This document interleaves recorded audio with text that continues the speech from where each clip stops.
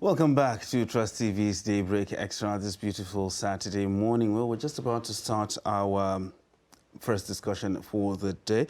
And Eid al-Fitr, which means it actually signifies the breaking of the fast, celebrates the end of the holy month of Ramadan for Muslims around the world. Now, the festival is almost upon us, with Muslims around the world eager to celebrate the end of the Ramadan fast. Now, one of the two Eid festivals in the Islamic calendar, Eid al-Fitr, gives the worshippers the chance to gather and commemorate the completion of the fast that defines the holy month of Ramadan. So like Ramadan, it's a date dedicated by the sighting of the moon.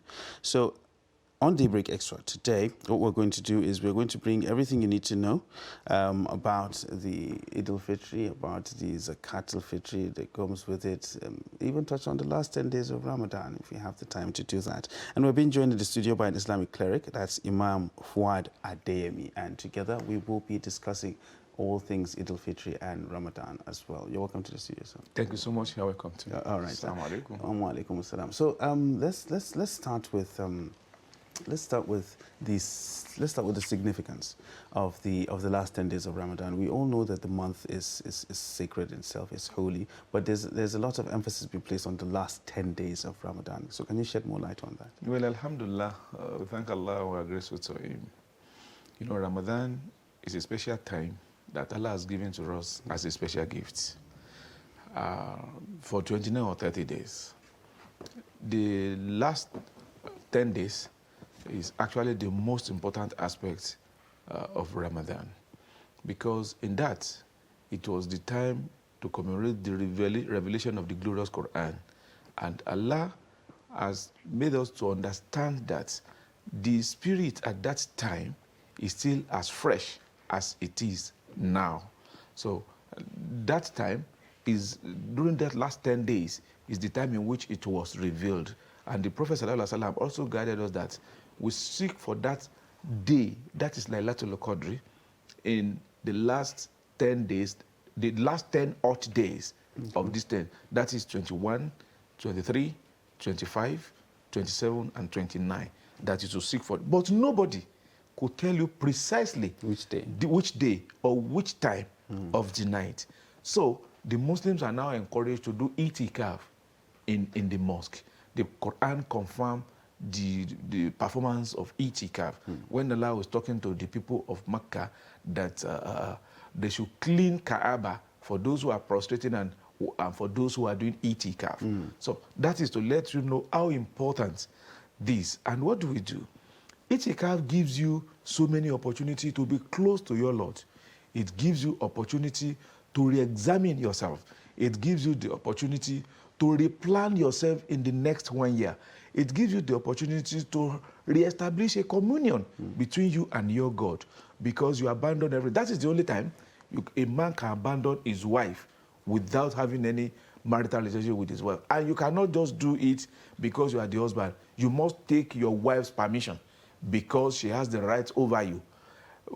At least she must also agree that you are going, because you are going to deprive her of so many things as a wife, which she has on you. So, and that is the only time Almighty Allah allows a man to abandon his wife.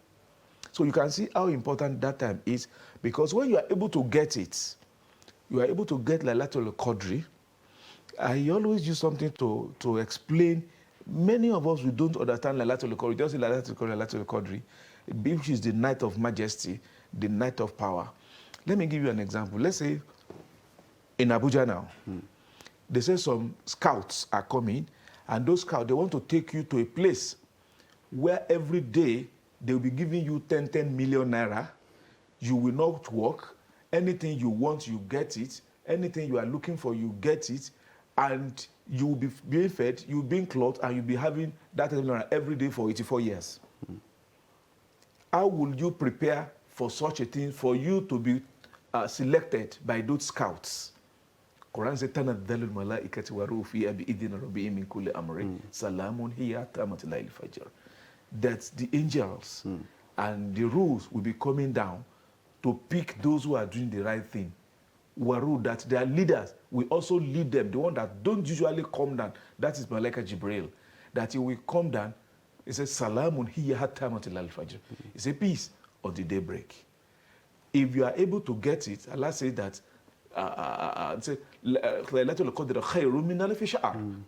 that whatever you're able to do that is better than 84 months, than 1,000 months. And 1,000 months is about 84 years. So if you're able to abandon, to set aside 10 days for you to get the reward of 84 years. And that is why it becomes so important. And don't forget, Laylatul Qadr is the one that changed the way we used to do everything in the world. As at the time before Laylatul Qadr, before Quran was revealed, the Arabs, they were nobody. Nobody was ready to have anything. In fact, to fight them means you are belittling yourself. If you feel that you are fighting an Arab, you say, a whole me, an Arab, you feel insulted. It's like when a big man is fighting a madman on the street. Whether the madman is right or wrong, it is insulting to a big man to fight a madman. That is the way the entire world sees Arab until when Quran came. It now turned them to supermen. That the superpowers at that time, the Persians and the people, the Romans, in less than 20 years, they overran them completely because of the Quran. So you can now see the importance of these last 10 days of Ramadan, that you actually don't play with it because you don't know what is that one. When you do any good thing for that time, it's as if you have done that thing for 84 years. Let me also give you another description. If you are doing astaghfirullah, and it matches to the time of Laylatul Qadr between that 10 days, God will give you the reward as if you are doing astaghfirullah for 84 years, no stop, no sleep, no walk, no any other thing. All right, so can you tell us about the significance of moon sighting? Yes, you see, Almighty Allah has made us to appreciate some natural phenomenon. The moon sighting of Islam and the allocation of the time of Ramadan fasting based on moon sighting, it's one thing. When the Muslim understand it, we will prostrate and not stand up again thanking Allah for this opportunity. First and foremost, because the moon sighting is based on the rotation of the moon around the earth, and that's what we call the lunar month, where the Muslim follows, and that's about 364 days minus 11 days in a year. If we are to be solar, the Gregorian calendar we are following, it will have been the movement of the earth around the sun in 365 days. Now, if you look at these two things, it has a lot of significance. And significant number one is, if we are to be on solar, a particular area will have been condemned to be fasting at a particular point, a particular time. Let me give you an example. See December 25, that the Christians are doing Christmas. It has been condemned that those who are doing it during cold season, it will also be cold. So nobody will enjoy Christmas if you are around cold season. For life, that's the way you'll be. But unfortunately, or fortunately for us, the Muslim, it is based on lunar months.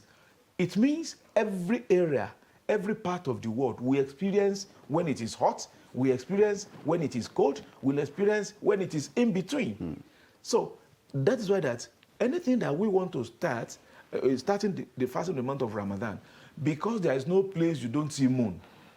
There is no place moon does not come out. Let's say you now use the one in your area to determine when you are going to start. So the moment somebody is able to see the moon and the management or the leadership confirm it, then that is it. There is one thing we always have in Nigeria that many of us are very wrong about, and that is when the moon is sighted, His Eminence Sultan announces.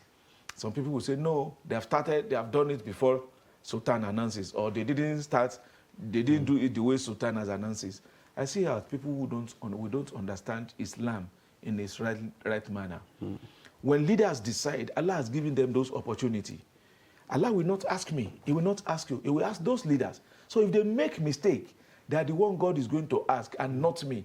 Why will I not follow them? It even gives you opportunity that you are covered. And let me give you one example. If an imam is leading a congregation of, say, 1,000 people, and his ablution spoils, and he refuses to leave the front, he continues with the salat. All the 1,000 people have salat. It's only the imam that does not have. So why are you worrying yourself? All right, so some people are actually worried about sometimes there's a controversy when it comes to the moon sighting. Yes, you'll hear that it's been seen in certain places and it has not been seen in certain places. And some people will say that, okay, fine, we saw the moon and we communicated to the authorities, but we were not taken seriously. How does that chain go? You see, in confirming that a moon is being sighted, there are so many things that are involved. There is astronomical calculations that are involved. There are scientific confirmations that are also involved. There are some theological explanations that are also involved. That His Eminence has put all these things together to now make what is called the Moon Sighting Committee in Nigeria now. You might see something that looks like moon in your area, and if it is confirmed, it tries to be examined scientifically. Discussed, no, this is not a moon. Then the time at which you see it, many people, they don't even have the science of sighting the moon. What time did you see the moon? If somebody come out that he has seen the moon around 11, then it has an implication.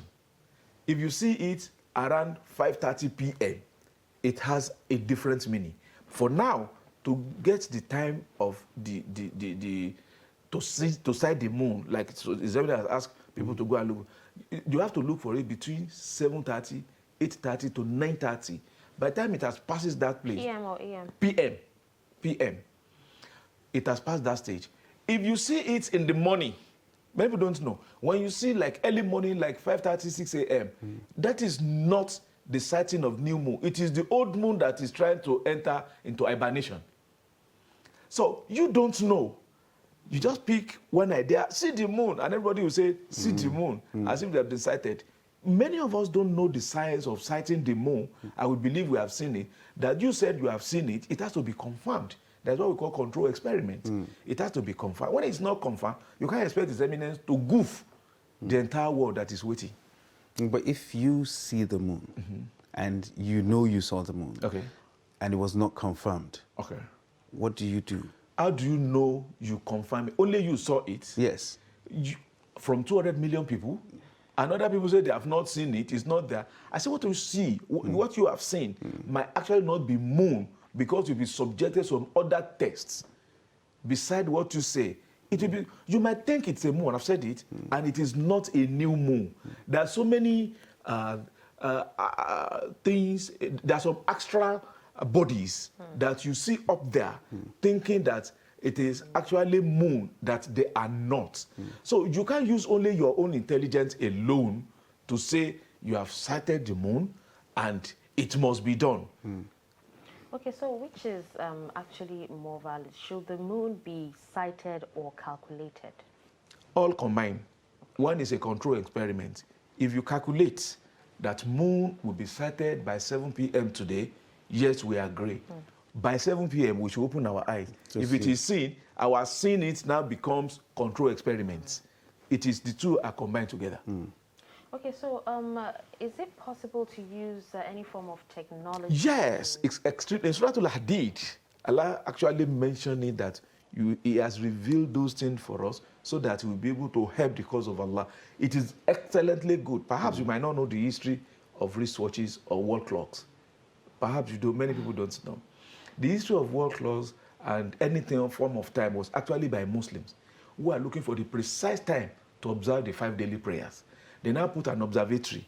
The movement of the moon is now moving that machine. They put it in Baitul Hikmah in Baghdad at that time. So continuously, they were able to get the best time, the accurate, exact time to observe the 5 daily prayers. And it led to what the entire world is now enjoying in the name of clock. It was because they are looking for the best time to observe the 5 daily prayers. So it means technology can actually be employed, but it must be reconfirmed with naked eyes. Okay, so so still on the moon sighting, you find situations whereby we'll say we saw the moon in Nigeria. Okay. And we are searching for okay. And Saudi Arabia say they have not seen it. They have not seen it. Exactly. You understand? In such a situation, there's what we call time zone. In each time zone, what they see in Saudi Arabia is right, or what they don't see is right. What we saw, we confirm it to be true, is equally right. It does not have any implication. What they see in Saudi Arabia does not concern us.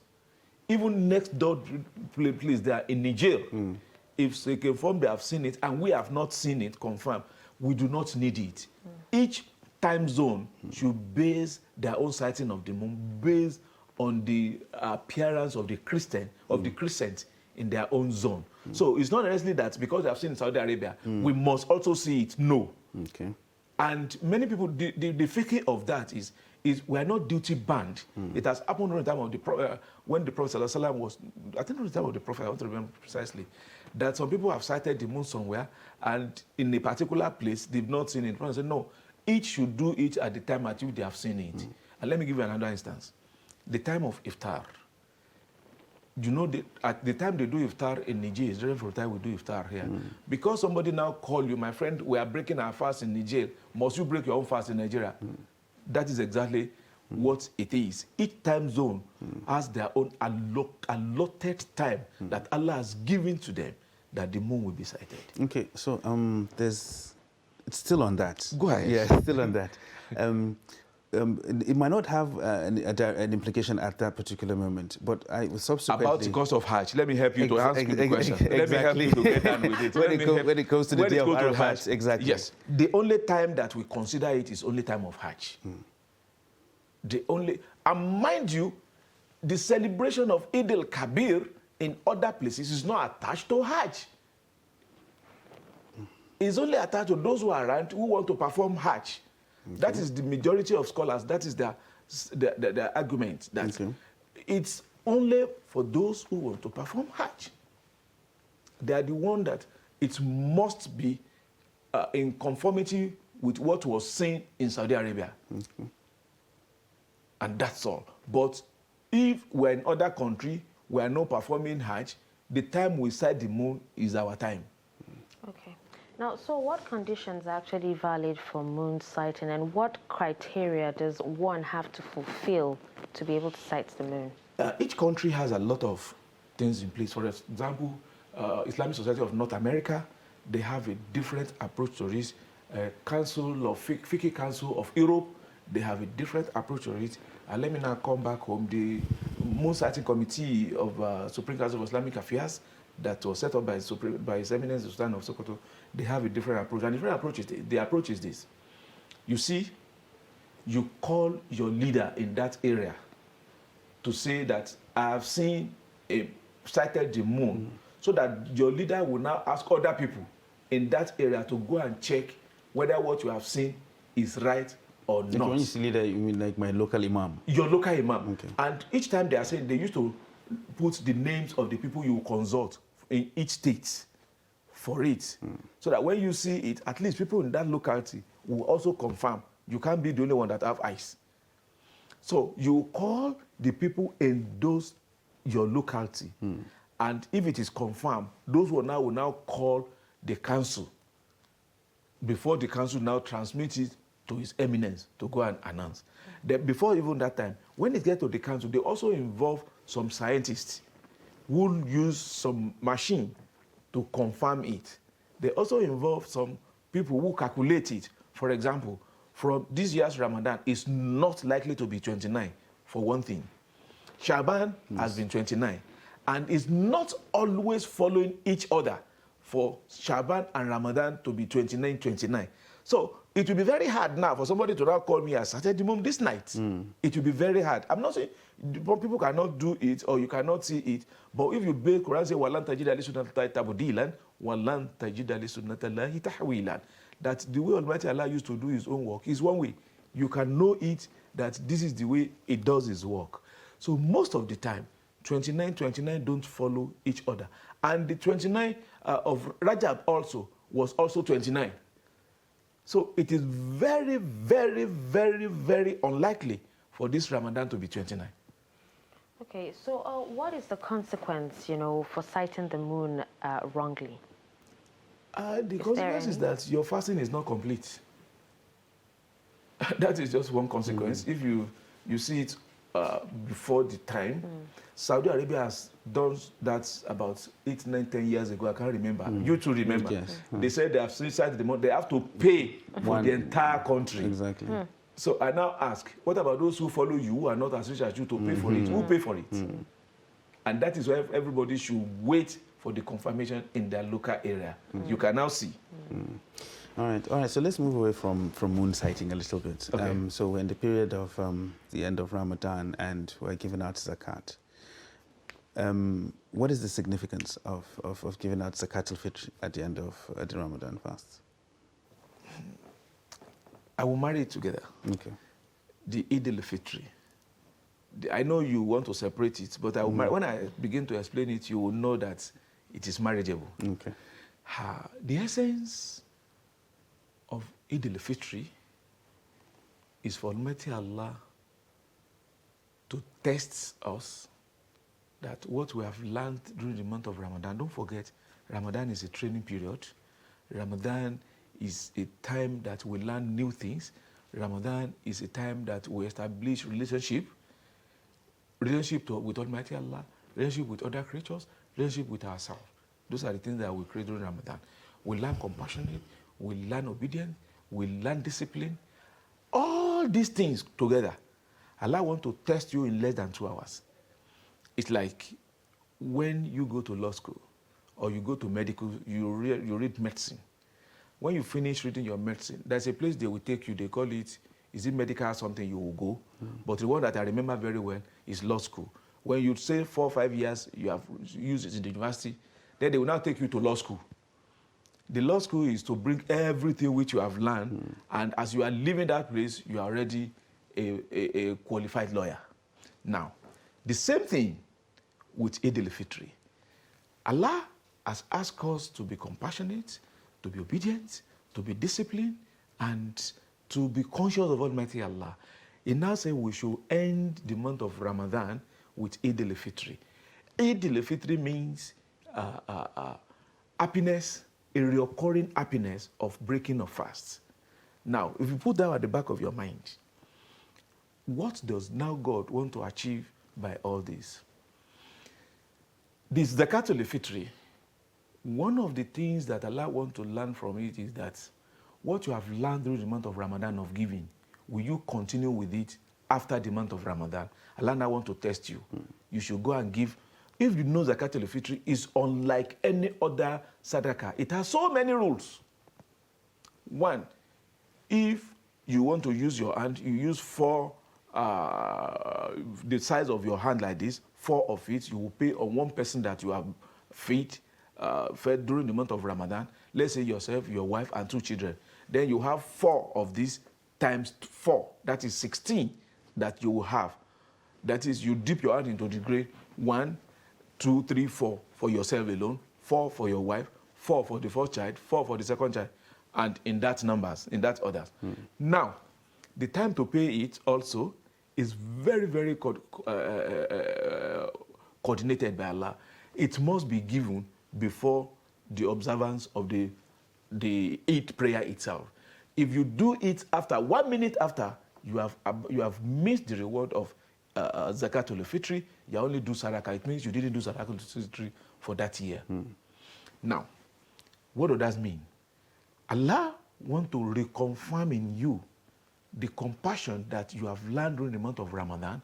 How are you going now to implement it? Now on the Eid al-Fitr, you start that implementation in the practical terms, and that is what Almighty Allah wants us to do it. Besides, it also gives a fasting Muslim who does not have the opportunity of good food in his house to be happy on the day of Ramadan, on the end of Ramadan. Somebody who, I've had an experience which I shared with some people this morning, that when that food was given to one man, that man was a level 12 officer at that time. When the food was given to him, he was crying. What happened? He said, to God, ordinary water they do not have at home. That this thing has really, really, really come to his aid.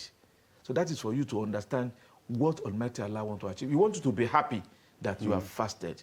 Because fasting is not an easy thing at all. it has taken everything in your system. So you need to be happy that you are ending this thing. That is the greatest reason why Almighty Allah has introduced this Zakat al-Fitr. Okay. Okay. Or I should continue with it because I don't know, with Eid itself. The Eid itself, its own implication, it also has a lot of implication. One, during the month of Ramadan, you have learned to observe Salat, you have learned to observe Tahajjud, you have learned to be reading the Quran, and you have also learned to be disciplined and to be obedient.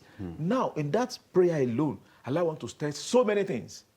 One, the timing at which you go there, Allah wants to see, will you also continue to be observing all other prayers you have learned to be doing? And the khutbah of Eid al-Fitr is unlike Juma prayer. You know, Juma prayer, the khutbah comes first. Before, yes. But on the Eid, the khutbah comes after the prayer. One thing, another lesson that Allah wants to teach us, that will you still learn to be disciplined? Will you still learn to be obedient? If you want to know what God is teaching, just go on Eid. The moment Imam says Salaam Alaikum, see the number of people that will stand up, they are going. Already, they are already failing. That the lesson of Ramadan is actually not imbibed in them to be disciplined and to be obedient. Don't let me take you more than time so much. That's fine. All right, so who is eligible to actually receive Zakat? Fine. Zakat al-Fitr, because if you mean Zakat, you are talking about Zakat al-Fitr. Zakat al-Fitr, Specifically, don't yes. mix them. Yes, don't mix them. Zakat al-Fitr is anybody who does not have enough to eat on that day of Eid. Anybody. On that particular day. On that particular Whether he's day. a rich man that, Or not, okay. that day that does not have. And the moment you get enough, people are giving you, before Juma, before each prayer, the moment you get enough, you too are entitled to pay again. Okay. But there's one mistake we make. We used to give it to professional beggars, which is extremely wrong, because they see it as a way of making money. But they deprive other people who are actually hungry, and people will not give them, thinking that they are big people. And that is the reason why we take it to the imams. Most imams, they are responsible people, and they know the secret of so many of their ma'mum, that is their followers. They know their challenges. Many people have confided in them. That is the reason why people take it to the imam. It's not for imam to go and establish a relationship with one woman that is selling rice in the market. That is not the reason. The reason was because it is assumed that imams knows the people that are hungry, knows the condition of people in his mosque. When it's given to him, he'll be able to go to cover the secret of those people and go and be giving it to them one by one. All right, so what happens in the situation whereby you said for someone who doesn't have enough on that day? So what happens in the situation whereby like 3, 4, or 5 of us gather our own zakat and we give it to one person? Yes. You can give to him, but it too, the moment it's above what he can take, it too must pay. That's what I'm saying. Okay. So is it what he can, the only thing that he can eat for that day, or he For might do? that Let me day, see, let that me is just the keep for most like 2, 3 important. days. The meaning is that he can afford he needs to make other people happy too, because Allah has granted, giving him joy on that day. It too should make other people to have joy. It's not that he's taking all to other people. That's not what I'm saying. The moment he has enough and he can pay also from it, he should go and pay from. He should go and also pay his own zakat al-fitr. Okay, so is zakat al-fitr the same thing as giving charity? And should zakat al-fitr be given to charity? I don't know what you mean by that question. If what you mean is that zakat al-fitr could be given to anybody, anyhow, I don't know that I get your question. No, to a charity, like a charity organization or something, to charity. For us here, is to develop a particular, to make a particular human being happy, but you can give to a charity organization that also will be able to donate it to others. That is where Imam comes in. Okay. So if that, but not the charity organization that will use it at administrative costs. No, the charity organization that will use it to organize a program. No. Okay. But it has to be charity that we know the people that, for example, in our mosque, we feed about 2,000 people every day. If you bring 100 bags of rice, in 30 minutes, I can assure you it will go for people. But if you bring it when the call to prayer is done, believe me, we will not take it from you. Well, we ask you, did you just dash us? Or it was Zakat al-Fitri? If it was Zakat al-Fitri, we will not collect it from you. Because we cannot take the sin of somebody in our head. Go with your own. We are not. All right. So I have two questions now for clarification. Please. Can I give Zakat al-Fitr at the beginning of Ramadan? No, sir. Okay. The best time for you to start. But you can continue with a lot of charity because that's what we haven't learned in the month of Ramadan. Excessive, I don't want to say excessive, so much charity. You should learn to do. Remove your mind from Zakat al-Fitr. Zakat al-Fitr starts from 2 days before the end of Ramadan. Like today? Like today. So you can start to pay your Zakat al-Fitr from today because it's specific. But other ones, you can give anything, anyhow, at what point in time. You say you have to question. That is one. The Yes. second one. So in a situation whereby a person, I have enough, Okay. but I just decide that I'm not going to pay Zakat al-Fitr. That's this between you year. and your God. I'm not a judge. That's between you and your God. And don't forget, Allah is the one that has provided for you. I'm not saying anything. He can seize it. Exactly. Exactly. All right, so we have situations whereby, we see people giving out like wholesome grains, like maize and millet and whatnot. But we later found out, or we later heard that you should actually give a staple. That there is something that is a staple food in that particular locality. So how does it go? Is it can I give maize to somebody? You have answered the question. Or you have answered the question yes. already. The food you give as Zakat is the most common food in your area. Let me use English, everybody will understand. The most common food that everybody consumes easily in that area. That's what you should give. Okay. If you give it corn or grain, they don't know how to use corn. To me, until recently, I do not know that corn is used for any other thing besides giving to chicken. You understand? Yeah. Believe me, I'm not lying. I don't know. I always think it's chicken unless it's fresh that you boil and eat. So you have to give things that if they give to you, Quran says do not give things that if you want to collect it, you will close your eyes to collect. Quran says don't give. And also that Allah says you yourself you can never get any goodness until you spend from what you love. It is not something that is not good that you feel you don't need again, you now take it, come and take. No, that is not Islam. If you want to give something to somebody, must be something that, I love this thing, but I can give you. Okay. So can someone who is in debt or owing money, give Zakat al-Fitr? No, you are now coming to the main Zakat now. Okay. Main Zakat is the one that can take care of that. Okay. But this one is about food. Okay. Food. Okay. Food. And in fact, some scholars said you can't even use money in lieu of proper food to be given to people. But some scholars said no. You can actually give, when you give people food, there are so many fast food that you can go and buy with the money that you have given to him than for him to even give cook food where he might not even have kerosene or gas to cook what you are giving to him. So it's about food. All right, so I can give out cooked food as Zakat al-Fitr? No, because how will you measure it? What I mean is that you give money. He can now go and buy the food that he wants from eatery so that he can get it on time. So the measurement has to be precise. Precise.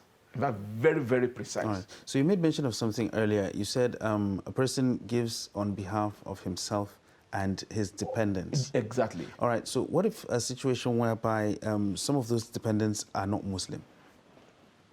That is where some arguments are. Yes. Some people said anybody who is not fasting, you can't pay zakat on him or her. Okay. But some say that you are the one that is taking care of that person.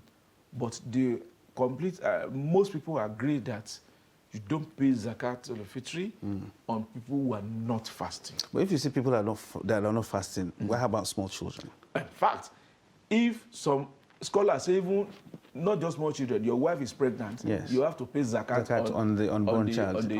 On the pregnancy. Yes. So, but some scholars say no, it is the day that the moment, if let's say a child is born by 8:30, before Eid, that you must pay zakat to the fitri on him or her. Okay. All right. So, because it's something that actually came up in a certain discussion, so I wanted clarification on that. That is, what I'll ask is that, what about your parents that are not here, people who are not there with you, like you have a child that is the university abroad, or you have children elsewhere, and you are sending their money to them, you must pay it on their behalf. Okay. If you are the one that is sending money to your parents depend on you for their sustenance, now you must pay zakat to the fitri on them. Okay. All right. All right. So, before we go, a quick one. We sometimes we're encouraged to, we can do sadaqah on behalf of dead persons, yes, so that the reward can be taken to them. Yes. Can I do zakat al-fitr on behalf of a dead person? Can I give out on behalf of a dead person? If that person is dead, it's not you don't do his own time has finished. Finished, yes. By Allah's grace, you can do a lot of charity on his behalf, but not zakat al-fitr. Okay. Okay. All right, I think with that, we've come to the end of this discussion. Thank you so much, Imam Fuad Adeyemi, for joining us in the studio today. Thank you so much.